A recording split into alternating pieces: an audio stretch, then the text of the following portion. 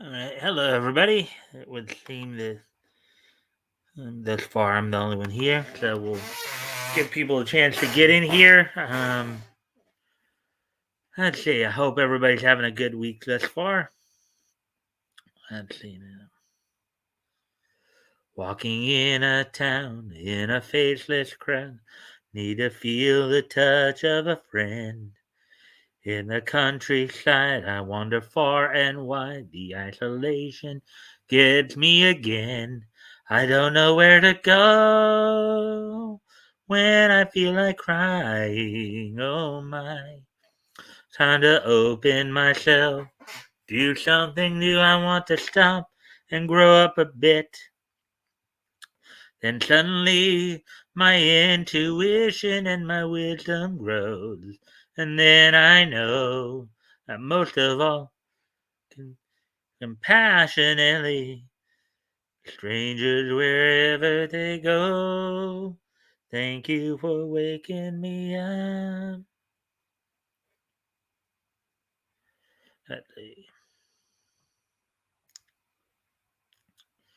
You and me, it's always my destiny, Pokemon. Oh, you're my best friend in a world we must defend. Pokemon, gotta catch 'em all with you and me. You know it's my destiny, Pokemon. Oh, you're my best friend in a world we must defend. Gotta catch 'em all, gotta catch 'em all. Pokemon. What else shall we sing about here? Get along, gang, get along, gang. Each one is so special in their own way. When you know we get along, gang, get along, gang. Get up with a get along, gang. When you know it's okay. Get up with a get along, gang. Oh, get up.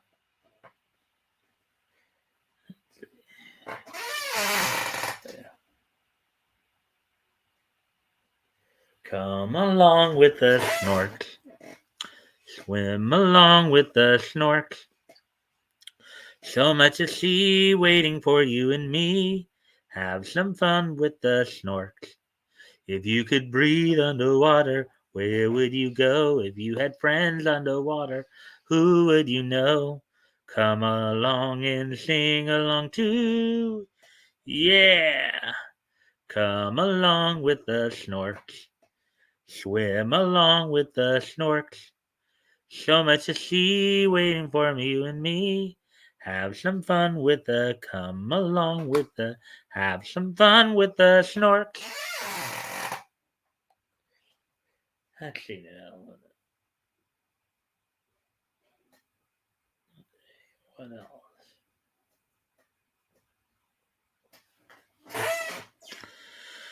Let me see. Let's see.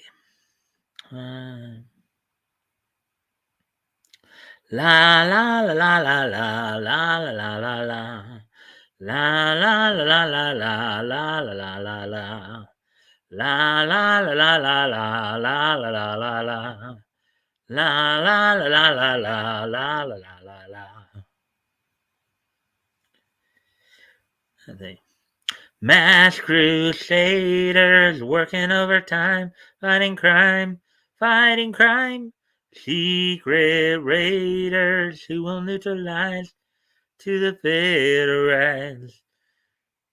Zoltran's gonna lead the mission, or Matt Tracker's gonna lead the mission. The Spectrum's got such supervision. Do. Mass is a mighty power that will save the day. Mass. No one knows what lies behind the masquerade. Mask. Always riding on Venom's trail. And new raid on his way. Do.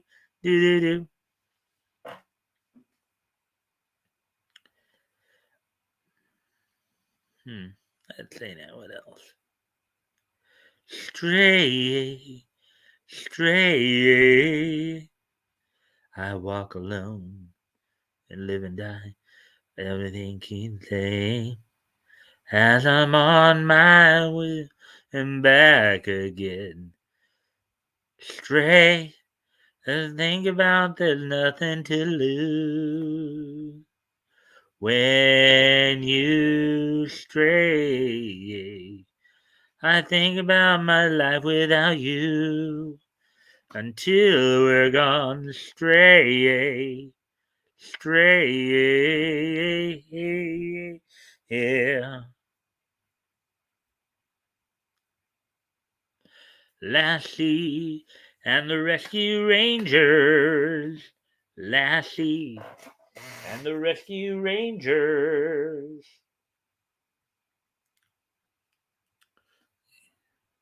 Marshall, Will, and Holly on a routine expedition met the greatest escape ever known. High on the rapids, and all it came tumbling down, 1,000 feet below, to the land of the law, to the land of lost. The Bugaloos, the Bugaloos. Whitney and the robot, the world's an open book. Oh, it's Whitney and the robot. Come on, let's take a look. Oh, it's Whitney and the robot. Come on, let's take a look. Oh, it's Whitney and the robot. Come on, let's take a look. Just in time to see the bus drive by. It's alright, 'cause I'm saved by the. It's alright, 'cause I'm saved by the. It's alright, 'cause I'm saved by the bell.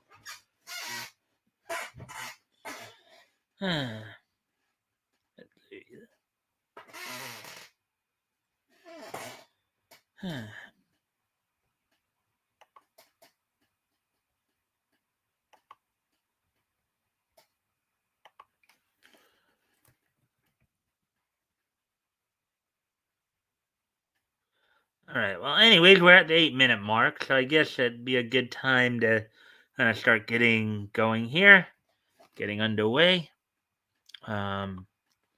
With that, so here's what's on tap for tonight. We got five articles I'm gonna read through, plus some WWE news.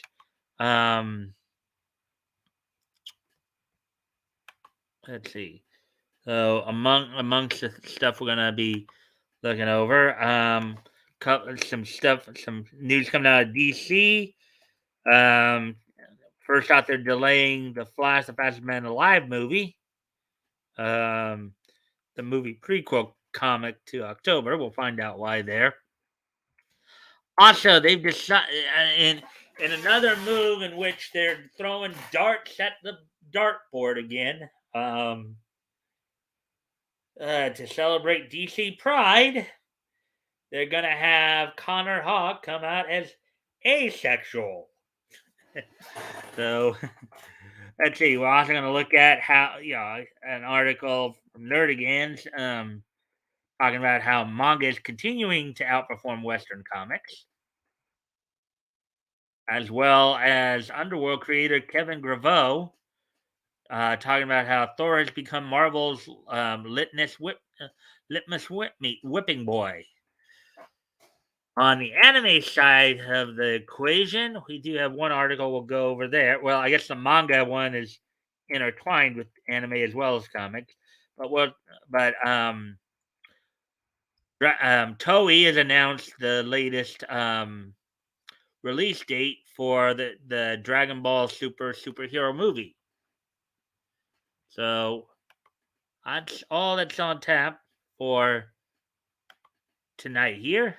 Hope you guys will enjoy the station, and if you can like and share the stream, and see if we can get some more friendly people in here, that'd be appreciated. As well as If anything catches your interest that you want to comment on, feel free to do so. And with that, feel free to question or comment on anything. Feel free to do so. So, with that being said, let's go ahead and get going here on the articles.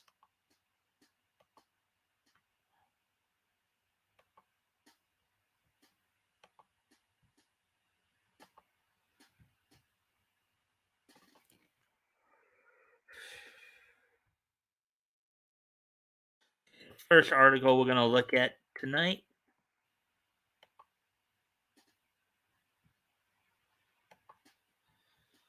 All right, so here we go.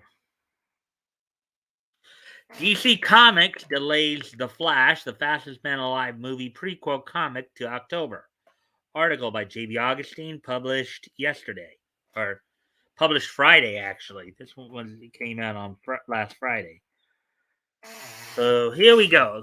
So the delay of Warner Brothers and DC's upcoming The Flash film has now extended to its tie-in material as a prequel comic, filling in the gaps of Barry's story between the events of Justice League and his solo outing, has now been pushed back by several months. Originally poised to released, I think I should say released, not released, around the time when the film held a November premiere date, the miniseries, The Flash Fastest Man Alive, will now hit shelves in October.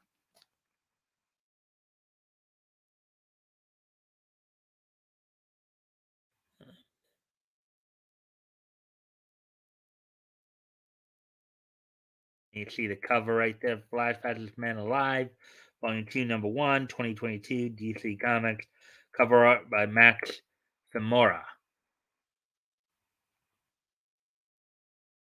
Right. Following a report by Bleeding Cool that the book was put on ice after it was pulled from DC's regular release schedule, the artist on the series' second issue, Juan Ferreira,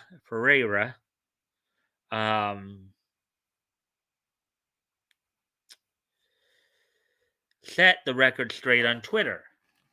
Quote, nope, it will be printed later this year, so there won't be such a gap between the comic and the movie. So my guess is that I guess now the movie is set to premiere in November. So I guess they're saying, I think from what I understand, they're planning for a comic release in October. Many came to the conclusion that this delay was done in order to allow DC to make changes to the book's contents in order to correspond with an alleged series of plot-altering reshoots. However, Ferreira quickly shut down the speculation, telling one of the many fans who proposed the theory, quote, they haven't asked me to change anything in the comic, unquote.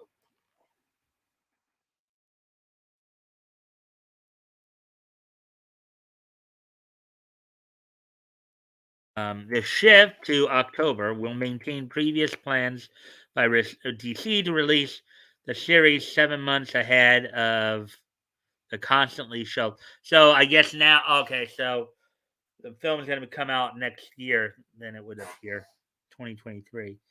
As no changes have apparently been made to the Flash's plot, its story should still align with the 3-issue prequel arc, which will see Barry finding his way as a superhero and teaming up with his good friend and mentor Batman to fight Girder, who now canonically exist in the DCEU thanks to this story. Okay, they did a little printing error there.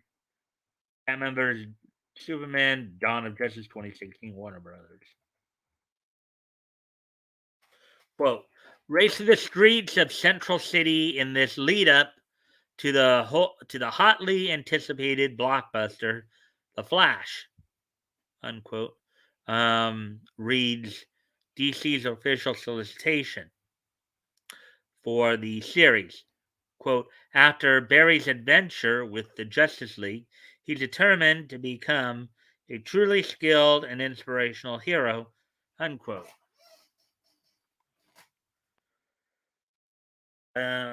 It continues, quote, as a new threat emerges in in Central City, going by the name of Girder, Barry turns to Batman for advice on training to master his powers.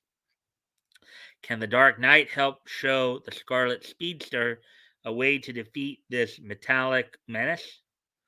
Or will the Flash be crushed by Girder's strength? Unquote.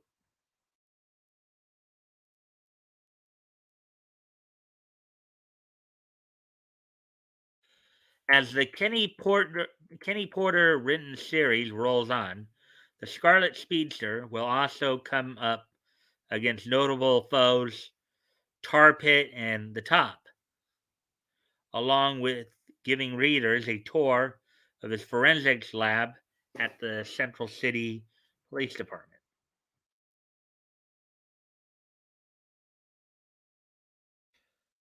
Volume 2, Number 2. Cover art by Sebastian Fiumura. Are you going to read this miniseries when it finally lands? Let us know your interest level on social media in the comments down below. If you could breathe underwater, where would you go? See if anybody. Nope, nobody said anything yet. They got all.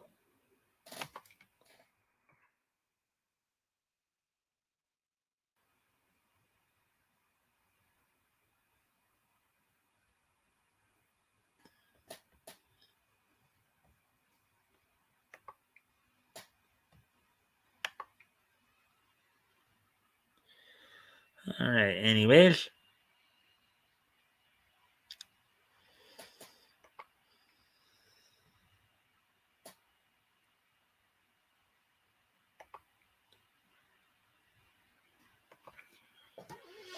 All right, so here's the next article we're going to get into. As always, of course, if anything catches your interest, feel free to comment, and if you have any questions, I'll answer them as best I can. Manga continues to outperform Western comics as new volumes of Jujutsu Kaisen and One Piece sell over 1 million copies to Japanese fans in 1 week. Now, in Japan, that's par for the course. That's pretty much par for the course right there. And I know Yellow Flash has been talking about that too. Anyways, article by Nerdigans Inc. That was published earlier today. So let's get into this. In a sales feat that stands in stark contrast to the current state of their Western rivals, the newest volumes of Jujutsu Kaisen and One Piece have officially sold over 1 million copies within 1 week of being released in their native country.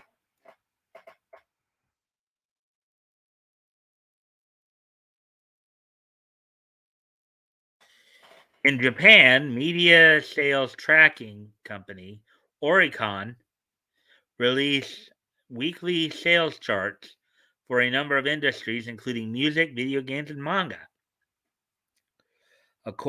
So basically, it's kind of like Oricon is to Japan what Billboard and the American Top 40 are to the United States, except of course they take it one step further. They don't just do music; they do other entertainment mediums as well. So, according to their most recent weekly sales charts for the week of April 4th to the 13th, the the top 4 best-selling titles among Japanese readers were Gege Akutami's Jujutsu Kaisen, Eiichiro Oda's One Piece, both of which sold over 1 million individual copies. Think about that. Two books, okay? Two features. Two books selling over 1 million copies. That's impressive. In a week, mind you. Week and a half. So let's see. Tatsuya Endo's Spy Family and Taizan 5's The Original Sin of Takopi. Here looks like I get some artwork from Spy Family there. And I know Spy Family's been getting some. I know Hero Hay rather reported on this earlier. I guess you got the Twidiots at it again. People. Somebody as a joke was calling the girl from the young girl from the show a waifu, and people were like almost all over, with the whole child enthusiast talk. So, um, the into the show. Those guys are evil. Those guys are nasty. Uh,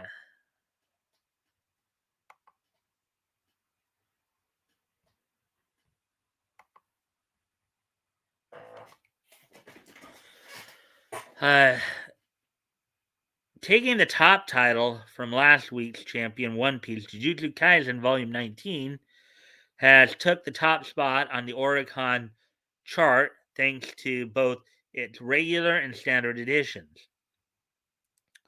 In its debut week, before including pre-street date sales, Jujutsu Kaisen Volume 19's regular edition sold 1,093,519 copies, and the limited edition 66,711 copies,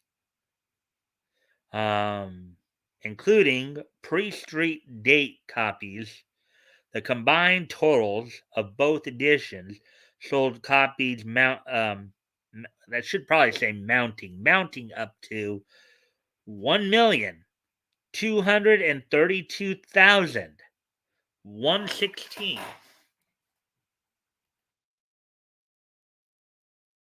This is Jujutsu Kaisen number 19 right here. Look at that. That artwork is kind of interesting. Cover art by Gege Akutami.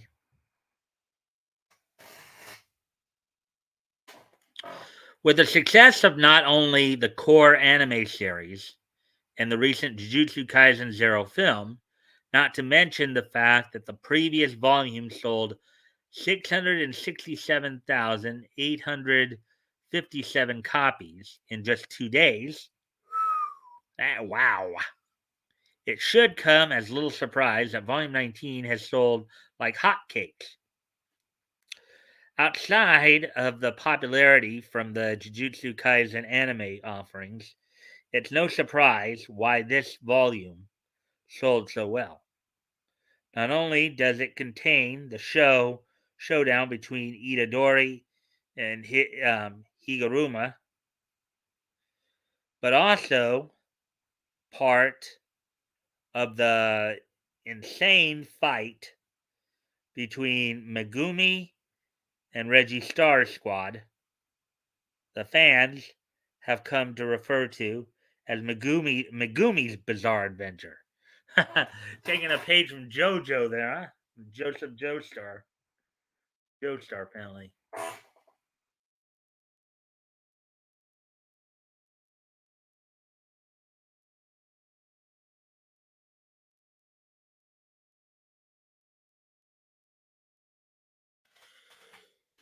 Dory versus Higuruma's fight is especially powerful, and especially powerful as struggling with guilt from a mass murder.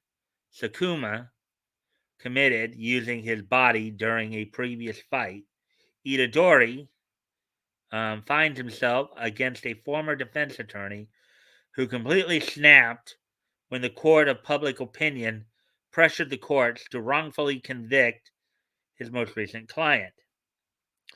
Under the sway of Higuruma's judgment cursed technique, whose power morphs the battlefield into a courtroom, both sides have only one chance to lay their claims, with the options being silence, denial, or confession.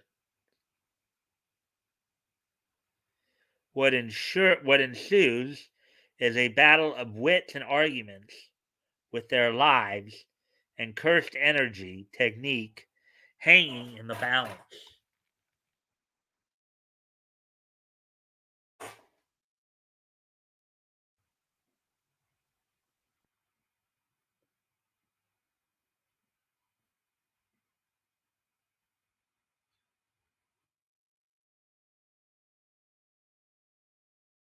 This is, of course, from chapter 164, Tokyo, number 1, Colony, part 4. Words and art by Gege Akutami. As for the latter antagonist, his appearance remains memorable thanks to his ability to manifest anything that is on a receipt or a document. Interesting. We got another person here. Thank you for. And I do thank you for the like and share. If you can, again, if anything catches your interest, feel free to comment or ask about it. And if I can answer, I'll do my best to do so.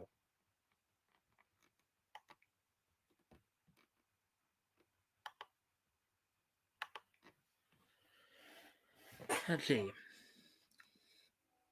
In one moment, Reggie can be seen using a receipt to a fancy hot springs as a means to recover.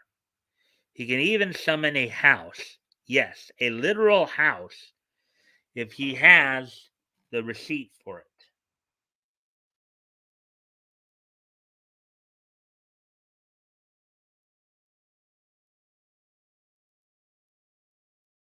Last week, One Piece, Volume 102,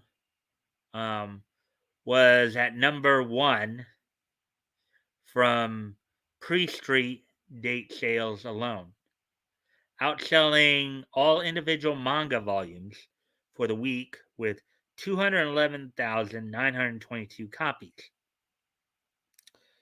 Um,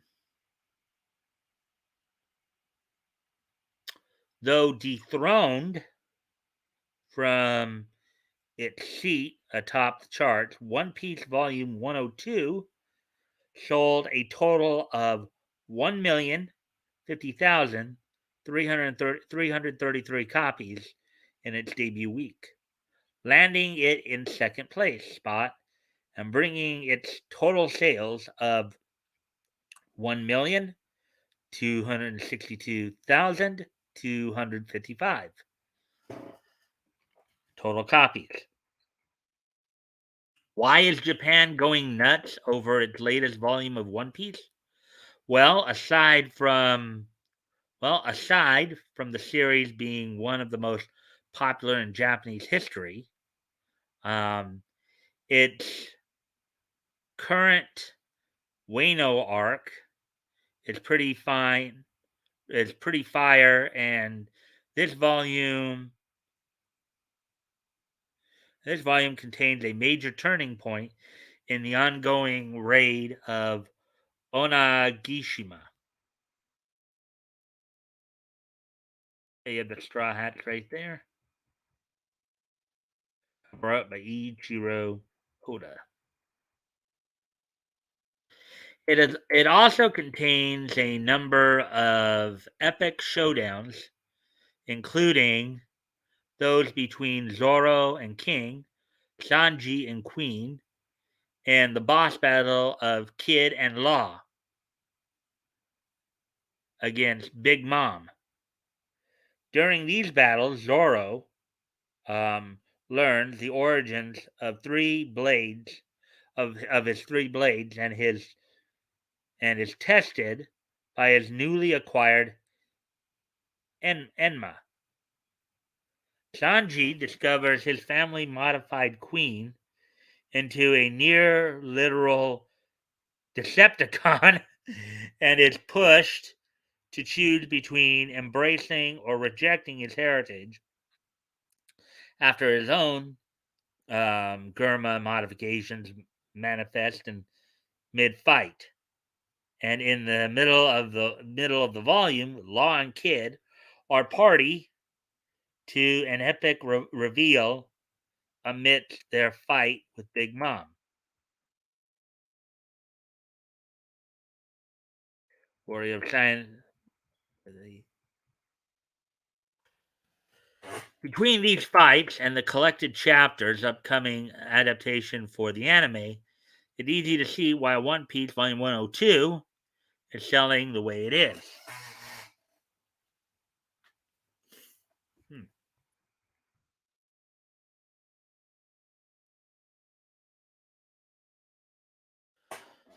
Yeah, it is. I mean, we. Hey, toys. How about never? Good evening, Mike. It's pretty dead here tonight. Yeah, the last couple of nights been pretty dead. Toys. Nobody. I was the only one here for I think almost the entire show last night, and you're coming in now. Now, so at least I won't be alone right now. But thank you for coming in. Um,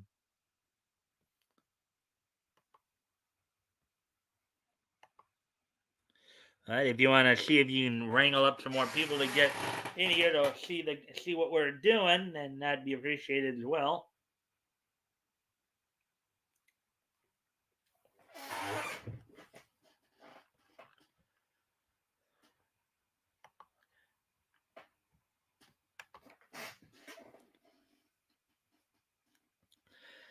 Coming in at third was Spy Family, Volume 9, which added to its meager 2,975 pre-street date sales numbers to debut to a total of 609,256 copies sold, almost doubling the roughly 350,000 copies moved by the series' previous top of the chart placing Volume 8. But look at that drop off. I mean, going from 1 minute all the way down to 600. That's quite a bit of a drop off right there in sales. Just goes to show you just how popular Jujutsu Kaisen and One Piece have become. Prior to the debut of its new anime, the Spy Family manga was already relatively popular in Japan, and its apparent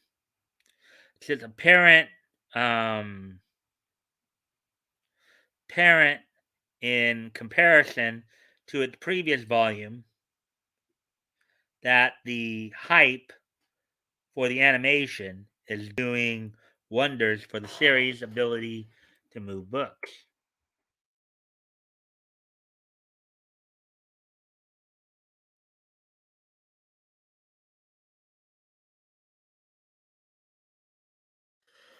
Will this volume of Spy Family top Jujutsu Kaisen or One Piece?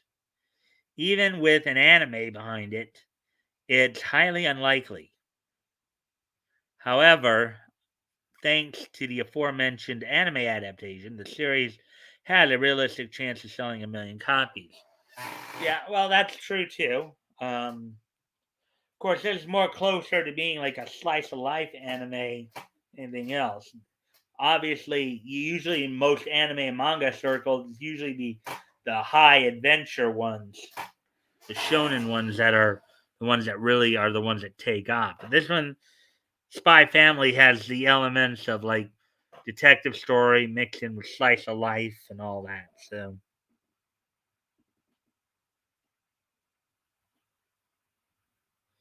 must be the depths of, well, yeah, that could be playing into it this week too. People just focusing more on Johnny Depp and all that. I could really care. I mean, I get what a lot of people are saying. It's like, yes, he deserves, you know, um, he does deserve, due process and all that. But I think too many people are just into this way too much. I'm sorry.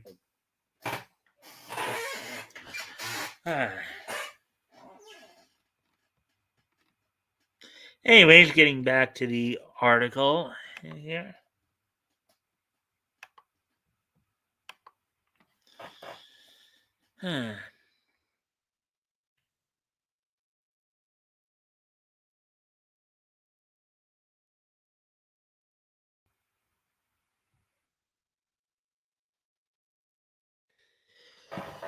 In fourth place came relatively new manga Takopi's Original Sin, with its second and final volume, which opened with 2,414 pre-street date sales before ultimately um, pulling in a total of 200,919. Now think about that. The top four books right there. So the top two are over 1,000,000. Number three is over 600,000. Then look at how these just drop off after the first two. Oh boy. Yeah, I'm sure the bottom two are more closer to what they normally do, but easily the least known series among the top four, Takopi's Original Sin, follows the story of the eponymous Takopi, an innocent alien that comes to Earth to to using his happy tools to spread happiness. Unfortunately, Takopi sees the ugliest side of humanity when he comes across the bullied and abused Shizuka. While Takopi's Original Sin is an all around great series, um, it should be noted that the manga is not for the faint of heart. Through Takopi's journey, um, the manga discusses a number of serious topics, including child abuse, bullying, depression, suicide, and murder, in such a way that readers may be forced to face some of their own childhood trauma. Um, in parentheses, I know I did. Here's some panel.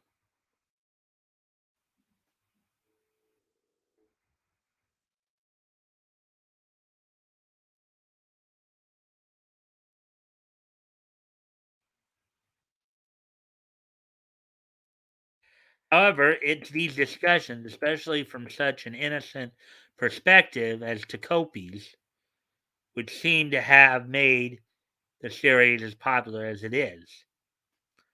With how well both volumes of Takopi's Original Sin are selling, it's possible that the series might change the landscape of stories introduced in Weekly Shonen Jump. The story does sound like a very interesting one. It sounds like a very sweet and innocent one there. Where young alien is trying to help his friend out. Hey, Terry of Mighty Geek Studios, how you doing, man? Mike, are you reading JoJo manga now? Not quite there, Terry. This particular article is talking about how manga is outselling Western comics. There's I believe Nerdigan's on founding in a Shoujo manga is written for teenage girls. Um Yeah, I know. Shonen is for boys. Shoujo is girl. No, I'm not reading either one. I'm reading an article, um, Terry, about. I'm reading an article. Um, about how manga is outselling Western comics. That's what the article here is about. What they're talking about here is so on the latest Oricon charts in in Japan, the top four titles being sold are Jujutsu Kaisen at number one, One Piece at number two, um, Spy Family number three, and then this latest one, Takopi's Original Sin, that number four. This past week, Jujutsu Kaisen and um, and One Piece sold over 1 million copies for this past week, or for the week that they were talking about, and then there was a bit of a drop off with Spy Family selling over 600,000 and this latest comic right here, Spy Takopi's Original Sin, selling over 200,000. So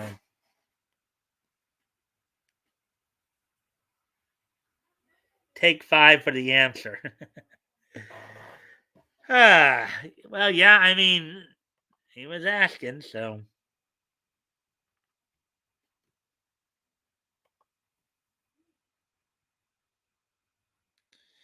Anyways, if you guys can help me out by liking and sharing the stream to see if we can get some more friendly people in here, that'd be appreciated. And if you haven't already, oh wait, actually, I just said that. And of course, if you do have any questions or comments, feel free to make them. Well, manga has 5 demographics that make up the audience, and they understand that the audience craves different things. Yep.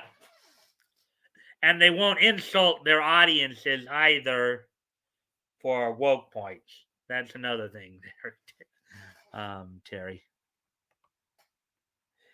And I'm not necessarily saying that I wouldn't necessarily, if I did read manga, I'm not necessarily saying I would be any more or less likely to read shoujo manga than shonen.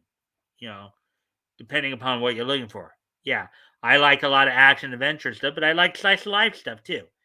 And I have watched some shoujo anime, because it's cute and it's funny. You know, it's if you can take your mind out of the gutter for a little bit and see some of the more intrinsic innocence of it and see the humor of it, you know, it can be enjoyed by granted, you're right. Shoujo anime and manga are designed to be directed towards girls. As a shonen are designed to be directed towards boys. But that doesn't mean a girl can't enjoy shonen, and it doesn't mean it doesn't mean a boy can't necessarily a boy can't enjoy shojo.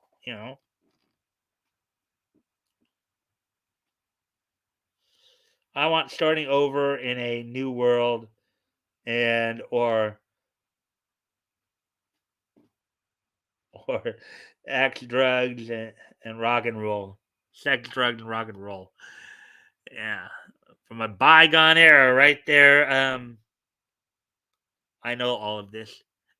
Well, it's good to be reminded once in a while, there, Terry. It's it's good. You were asking about it, so I was just giving my vantage point. So, you know, sometimes when you ask, you're gonna get an answer. You'll get. I'll give you as best an answer as I can give you. You know, Anyways, let's get back to the article here.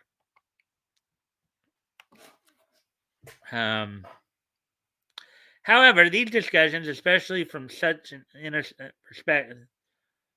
Oh, okay. We already read that part. Sorry. Let's see. With how well both volumes of Tokopi's Original Sin is selling, it's possible that the series might change the land. Oh, okay. We already read that part too. Got so engrossed in my and I didn't realize that I needed to scroll down again. Some Kaizen 5 there.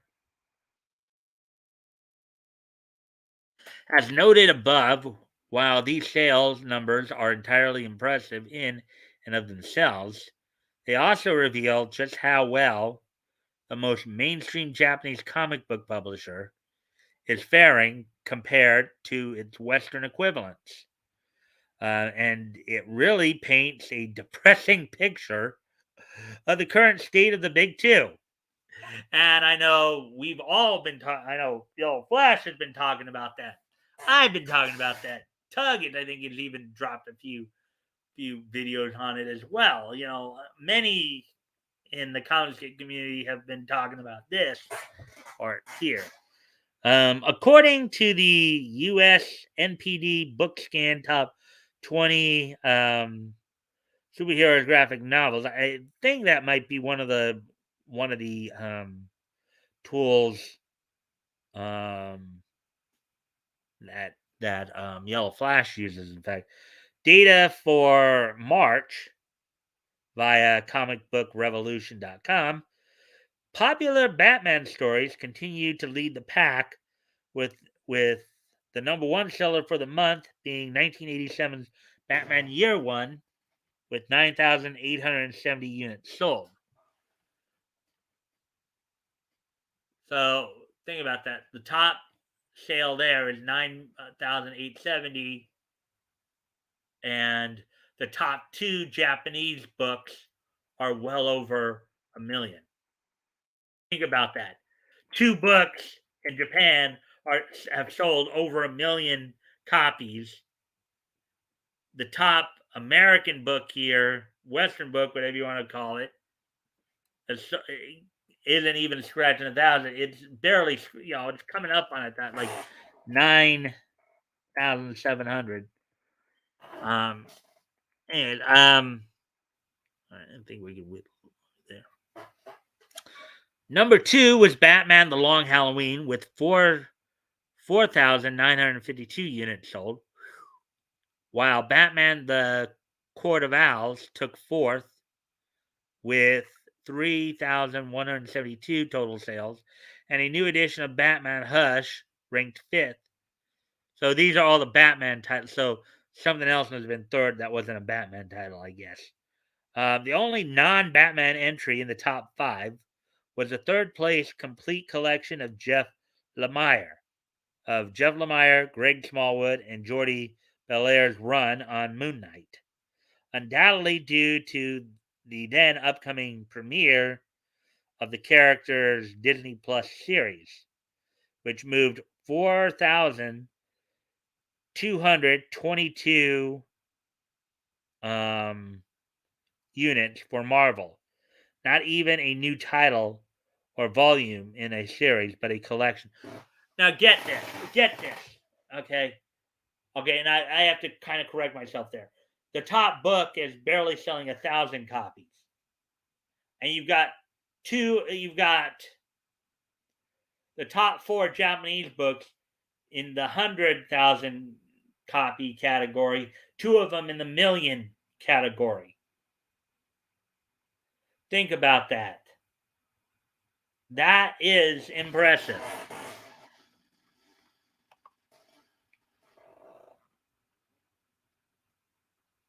Let's see. I found out that Sailor Moon was Chojo after being 10 volumes in. Chuck Dixon has talked about this and that. Was interesting. Anyways, I need to step away for a moment. I'll be right back. I hope you guys have been enjoying the content thus far. I'll be right back. Put on some music for you while I step away from the computer.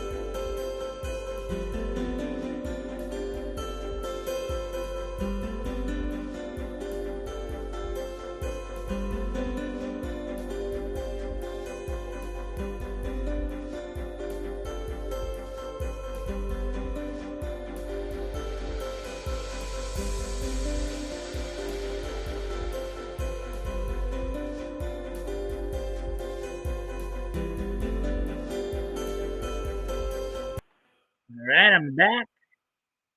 See, hopefully everybody's still here with me. Ah,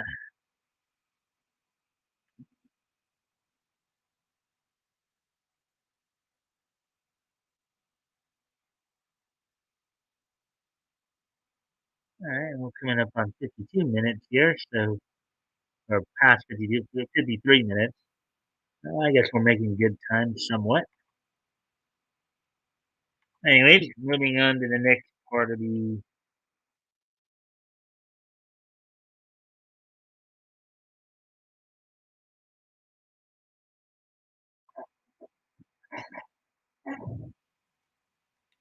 Number one selling graphic novel in the US for March 2022 is a graphic novel older than both myself and many of you reading this. That's baffling to think, especially as manga series like Detective Conan and Hajime no Ippo have been in serialization for as long as I've been alive, much like The Dark Knight, and their newer volumes still consistently sell really well in Japan. Well, for me, I'm a little older than this guy probably. I'm guessing. Um,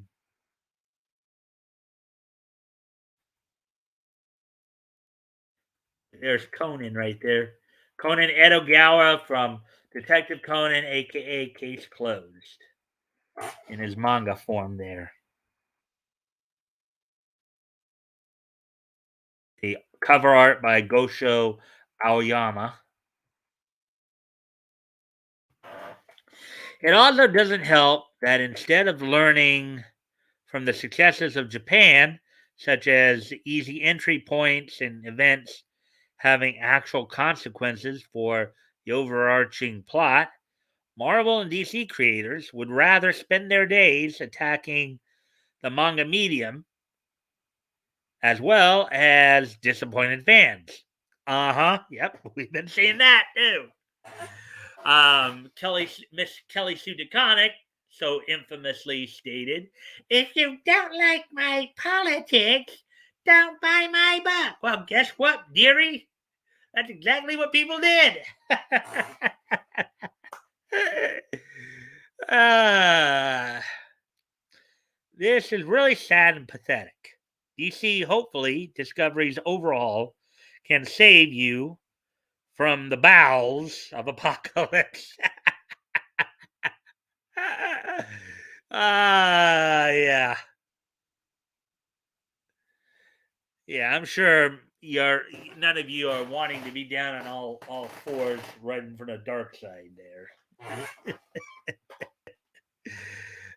With new stories and characters that are more than just cheap attempts at virtue signaling. Marvel, well, there's little to hope for in regards to their future under Disney. What do you make of the latest sales numbers? Let us know your thoughts on social media or in the comments down below. Yeah, I think you hit it right on the head. A lot of people have been talking about it too. I think Terry just mentioned that Chuck Dixon's been talking about it. I know Yellow Flash has talked about it. Tug's even done a video too on it. I've talked about it before in relation to some of the stuff we've covered here. So I mean, article, yeah, by Ned and Nedigans Inc. So let's see. And I guess the conversation went dead there, but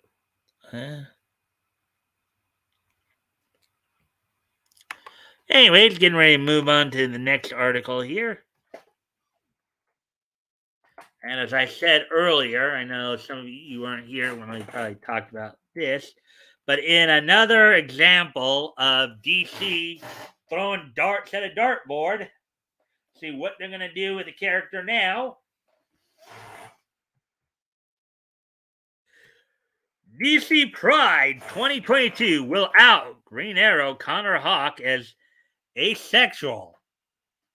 Okay. Wonder how that works. Now, to remind everybody, real quick here, in biological terms,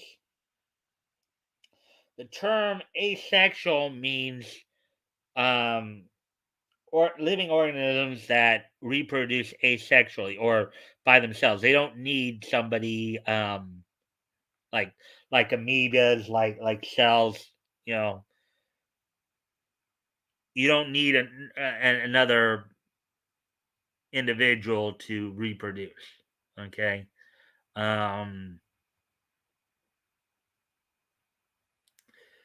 as opposed to bisexual organisms that reproduce by getting together with a member of the opposite sex to procreate.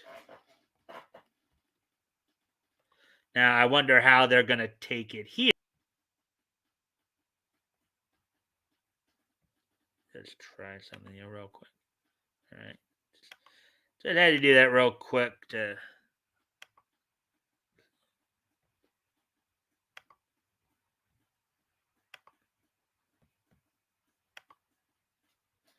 All right, so let's see where DC gonna take this. So, article by J.B. Augustine published earlier today. All right, so let's see what's going on here. The next character to have its sexuality rewritten and exposed on the page has been chosen, and it's another second string replacement hero, former sidekick Connor Hawk. The second Green Arrow is going to be classified as asexual in DC's 2022 Pride special.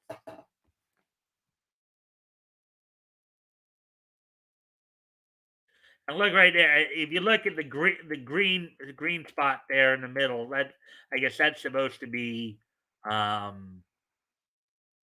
the term asexual could be a reference to like without sex, as as well as a usually when put in front of a word means like not or in the native. Anyways, I'm gonna turn on my lights. I'm gonna just get up real quick to turn on my light because things are getting a little dimmer in here. I'll be right back.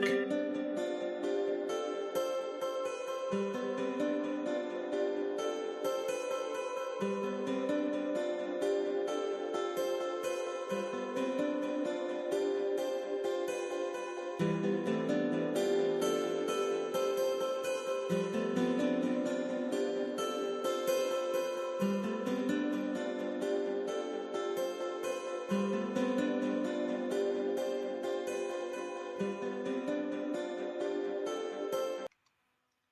right, I'm back. Let's get a little into this. Further into The website Them reports that a story starring Hawk entitled, quote, Think of Me, unquote, by crowded alums and the asexual creative team of Steen and Ted Brandt and letterer Frank Svetic, Svetikovic um, will reveal this bit of information.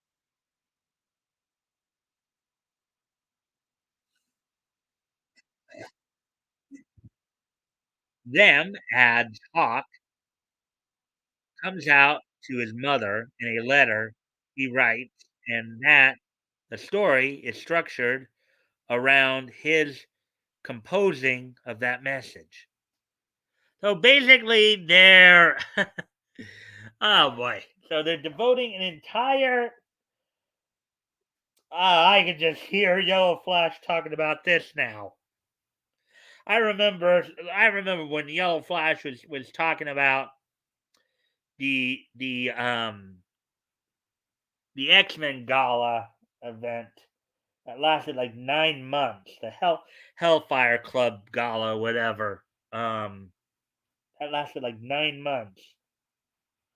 They're devoting an entire book to Connor Hawk coming out.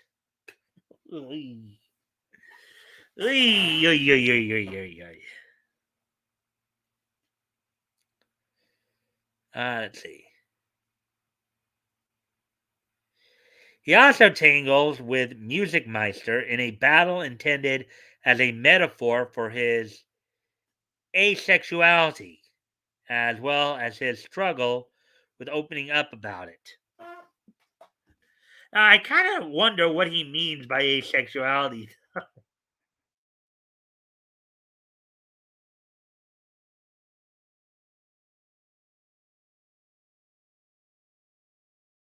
Hmm.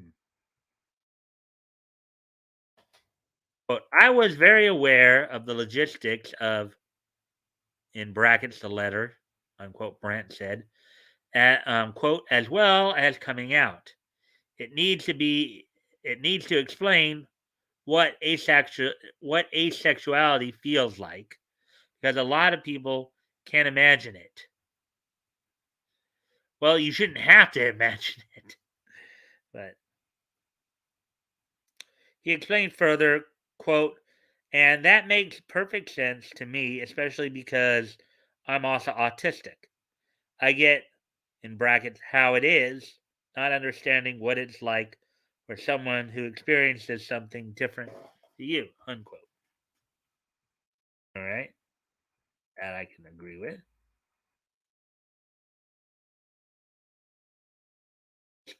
Steen adds, quote, we were splitting it into the actions of the script, and it was like, in small quotes, these lines fit really well with the actions we picked. This is kind of creepy, actually. Um, Damian Wayne, an ally of Connor's, is in the Robin ongoing title, guest stars, and is figured in to make the change, quote unquote, a permanent fixture in DC Comics canon moving forward. That is, unless Discovery gets the idea, hey, maybe we don't want to be virtue signaling here. This is costing us money. Let's bring the characters back as they originally were. Let's just reboot the universe again and just take all this woke garbage out.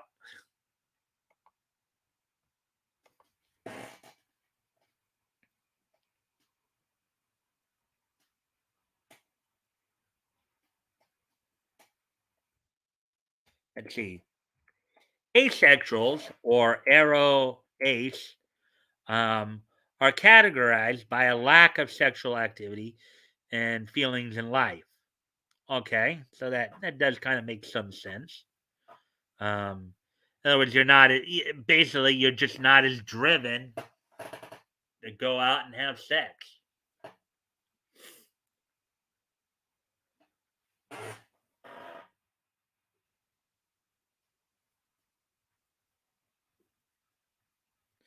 Connor Hawke and his ambiguous asexuality were pondered among certain fans for years because of his habitual aversion to sex and innuendos, as well as his upbringing in a monastery.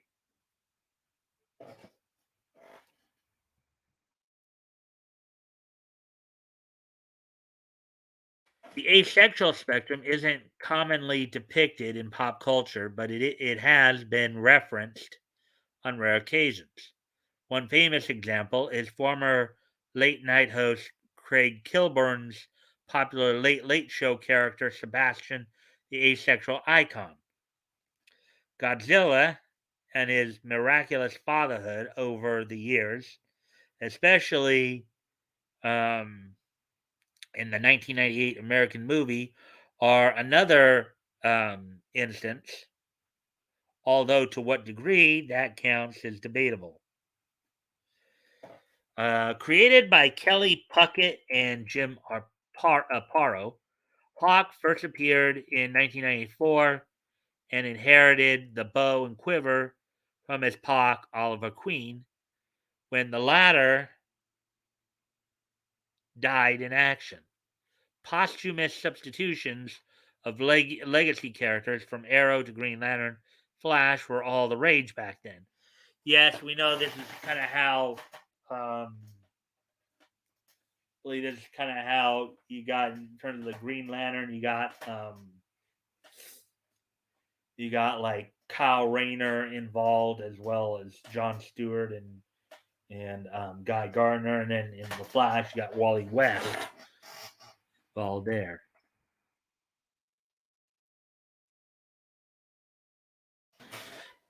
The phenomenon is still in play today, but for reasons of diversity and representation, some things never change. So there we go with that one.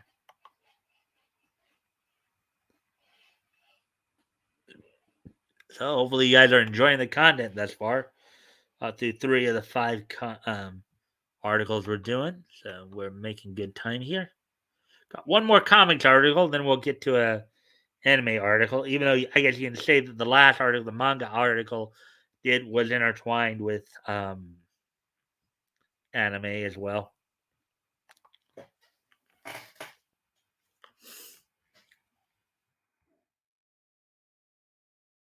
Okay, so here we go with the fourth article of the night. Underworld creator Kevin Graveau. Thor has become Marvel's litmus whipping boy. Article by John F. Trent, published earlier today.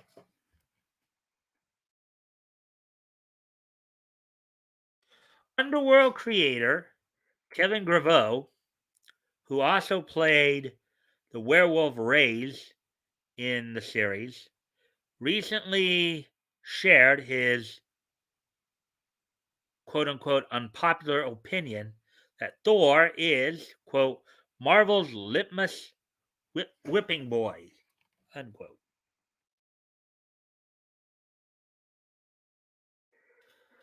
Graveau, who also recently wrote Bass Reeves, West of Hell, and has a story in Graham Nolan's upcoming giant-sized, two-fisted Many Tales, reacted to the relatively recent announcement that the upcoming Hulk versus Thor crossover series. The series was announced back in December and is expected to arrive on comic book shelves later this month in Hulk versus Thor Banner of War Alpha #1, before continuing in the pages of Hulk and Thor in May and June for a total of 5 issues.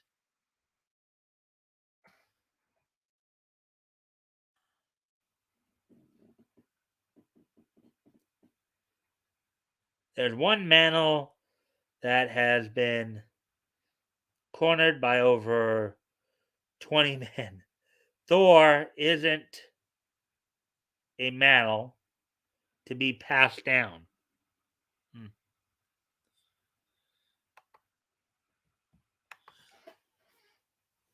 Okay.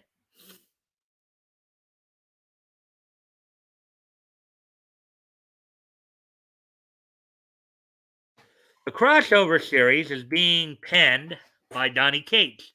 Well, there you go, Terry. That probably explains why you're happy with it. Donny Cates is writing it with art by Martin Coccolo and main covers by Gary Frank. When first announcing the series, Marvel detailed the series will see Hulk and Thor brought into conflict once again due to quote unquote mysterious circumstances. Following the events of the quote unquote God of Hammers arc in Thor and the opening arc of Hulk.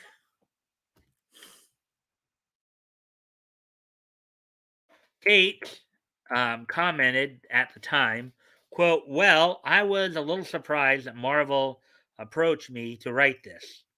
If I'm being honest, I'm mostly known for writing very small, very quiet, intimate comics. So I had to, sorry, couldn't keep that up. Yeah, this is gonna be bonkers as hell, guys, unquote. He added, quote, we're going to break everything. Happy birthday, Hulk and Thor. Hope you enjoy massive amounts of violence, unquote.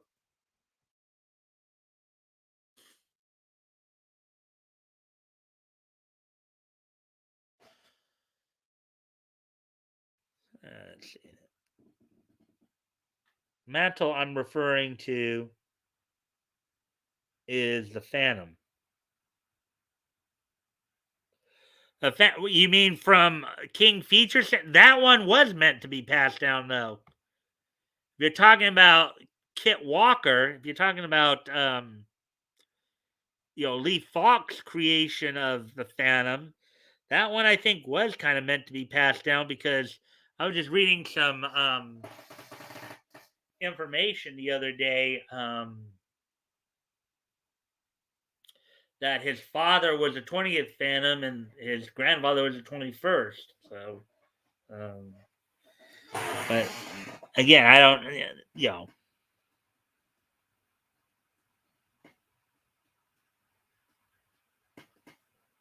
Oh, okay. I see what you're saying now. Okay, I see what you're saying now. Yeah, you were initially talking about Kit Walker. What you're getting at is that Thor is not a mantle you pass down, which I think a lot of people would agree with you. Okay. Anyways, back to the article here. Kokolo would provide his own comments. Quote, where do I even start? I get to celebrate Hulk and Thor's 60th anniversaries, which is already amazing and a dream come true. But I get to do it with an insane script by the great Donny Cates and the support of an incredible group of editors. That's just ridiculous. Well, I think that last line, I think everybody would agree with. Sure, there are a lot of people echoing that last line right there. He added, quote, I'm absolutely honored by the opportunity and I've been giving it my 100%. Hopefully readers will agree. I can only say to all the fans out there to strap yourselves cuz this It's going to be a wild one. Wild ride, unquote.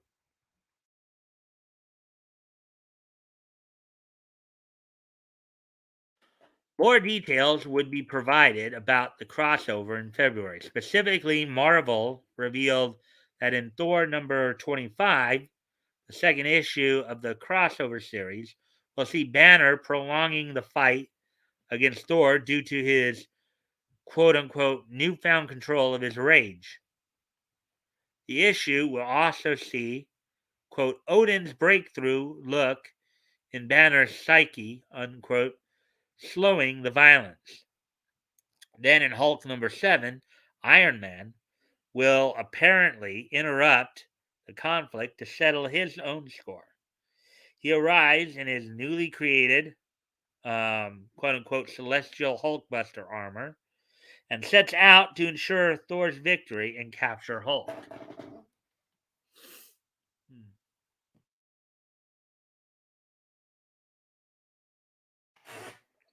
Bravo reacted to this new series on his Facebook, writing, quote, Kevin's unpopular opinion. He might have gotten in some good blows in the past, but I don't think Thor will ever win a significant one-on-one unenhanced battle again, unquote. He elaborated, quote, I can't even remember the last time he won a cool battle. I think his last one was with Iron Man, who's not even supposed to have a chance against Thor.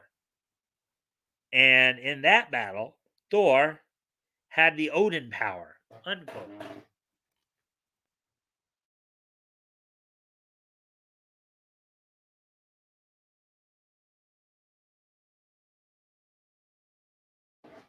See if you guys are saying anything this far. Let's see.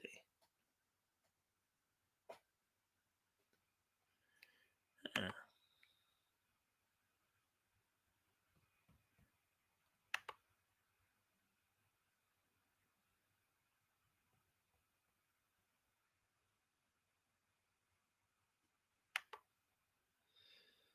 all right.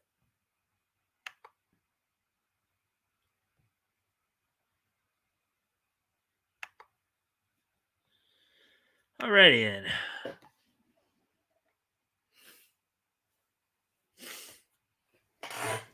The I Lycan creator then asserted, quote, I think he's become Marvel's litmus whipping boy and is no longer a real factor in battle, unquote. Quote, this upcoming Hulk versus Thor battle is touted as a quote unquote fight of the century, but he's going to lose. His reign as powerful character to be feared is over, unquote, Revo declared. Quote unquote, care to wager? Wow, quite a damning statement there. Quite a damning statement he's making there.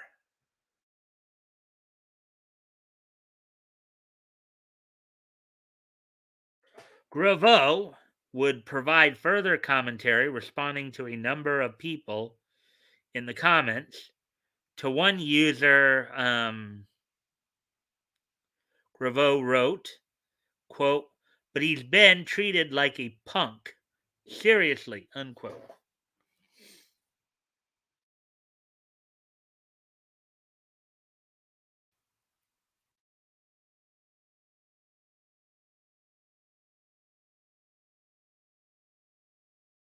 In response to the idea of weakening characters' power sets in order to create drama for storytelling, Graveau replied, quote, but I'm saying that in no longer than just I think he forgot to put a J in there. The past decade, he almost never wins to cool fight. Okay, I think it's supposed to be A. Some typos going on here, guys. He added, quote, I think the last one was in the last storyline of the God Butcher before the Jane Foster Thor took over the book. She won battles with Thor's power that he could never have even come close to winning. Unquote.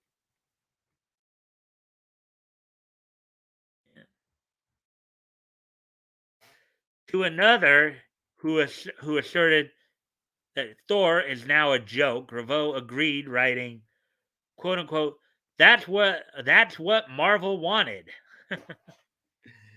uh,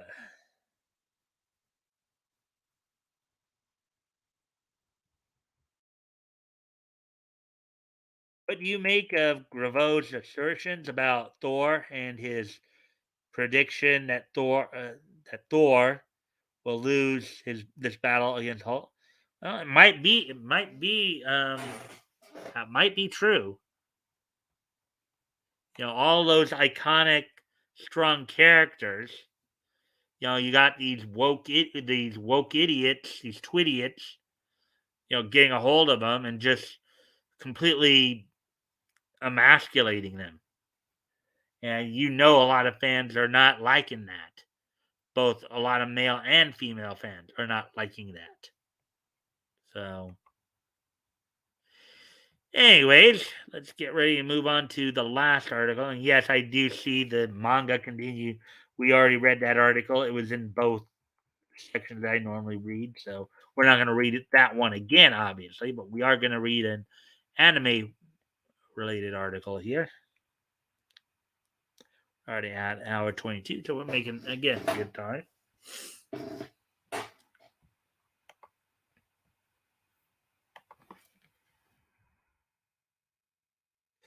Dragon Ball Super Superhero receives new release date following Toei hack. Article by Nerdigans published this past Friday.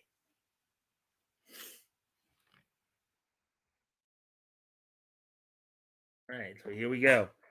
A little over a month after being delayed due to the recent hack of Toei Animation, Dragon Ball Super Superhero has officially received a new release date.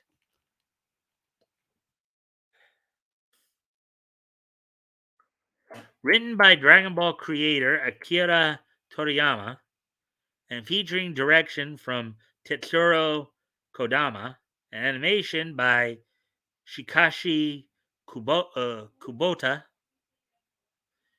both of whom previously worked as the CGI sequence and animation director, respectively, on Dragon Ball Super Broly, alongside music by Naoki Sat of Eureka 7. Dragon Ball Super Superhero was originally scheduled to be released in Japanese theaters on April 22nd, this Friday, basically, with a North American premiere later this summer.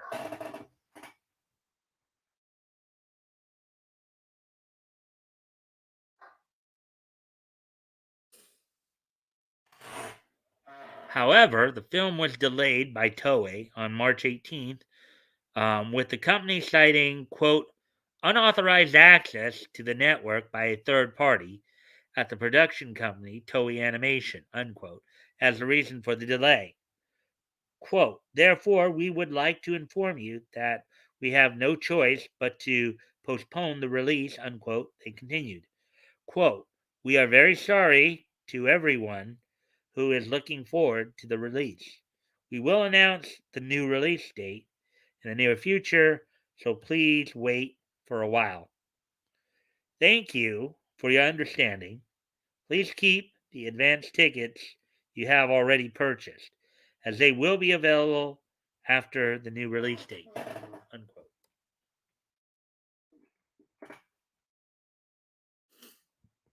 In other words, what they're saying with those advance tickets that were already sold, they'll still be good for when they announce the new date there.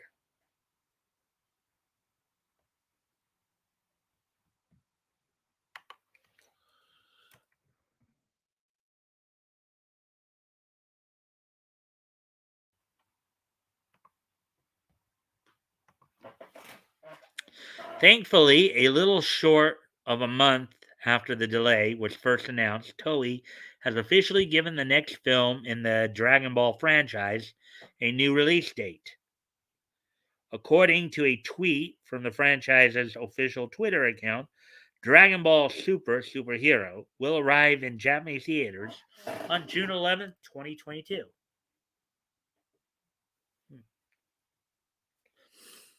So let me see. Oh, yeah, that I believe will be a Saturday.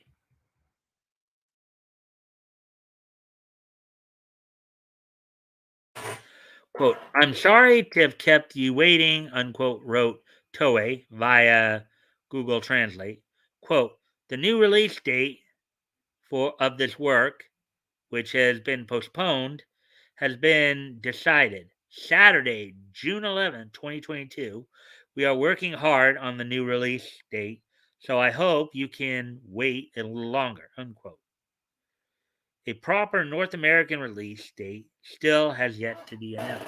Well, they hadn't even announced the initial American release date, so now they'll.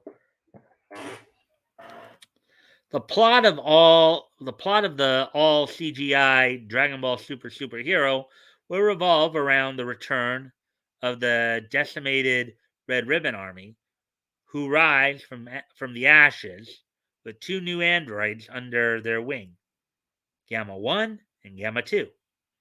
Quote, in the past, Goku destroyed the evil Red Ribbon Army organization, but their will lived on, unquote, reads an official synopsis provided by Toei. Quote, now that they've revived the Red Ribbons, create the new androids Gamma 1 and Gamma 2 and begin their revenge.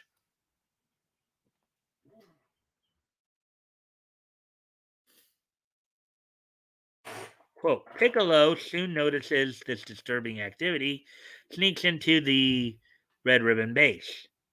But there he discovers an unimaginable, in small quote, ultimate evil weapon. It continues. Quote, Pan is kidnapped in order to lure Gohan to the base. Unquote. The summary adds. Quote, there he joins the fight and an unprecedented super battle begins. Unquote.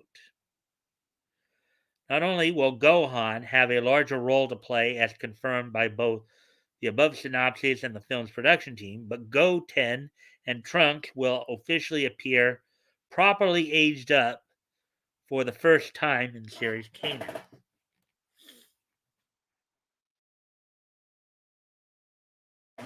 Are you excited about Dragon Ball Superhero? Are you going to see it when it comes to the US? Sound off on social media or in the comments down below. Okay, so there we go with the articles now. We're done with the articles. We're coming up on an hour and a half here. So there's one more piece of course, news to talk about, which is just kind of a quick little WWE roundup with what's going on with WWE. So there were a couple of title matches last night on Raw. Finn Balor defended the Intercontinental title against Austin Theory. Austin Theory finally won the title. And Sasha Banks and Naomi had defended the